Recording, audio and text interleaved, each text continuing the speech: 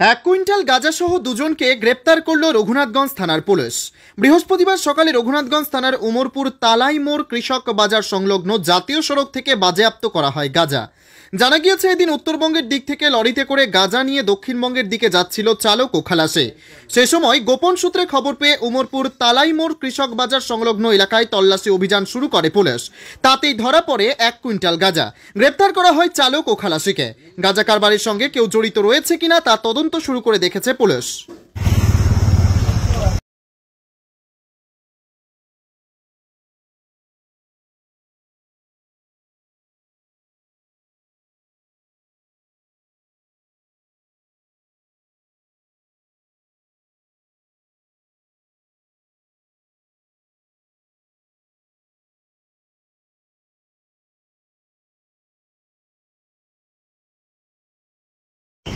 তাকে তো আমাদের মেন্টাল হসপিটালে ভর্তি করতে হবে। মেন্টাল হসপিটালে ভর্তি করতে হবে স্পট পার্টি ওরা মহিলা স্পট পার্টি হ্যান্ড করবে। আর একটু কায়দা করে যদি বলা যায় যে স্যার স্পট পার্টি তো স্যার করবে এরকম যদি হয় স্পট পার্টি লেডিরাই ভর্তি করবে নিয়ে গিয়ে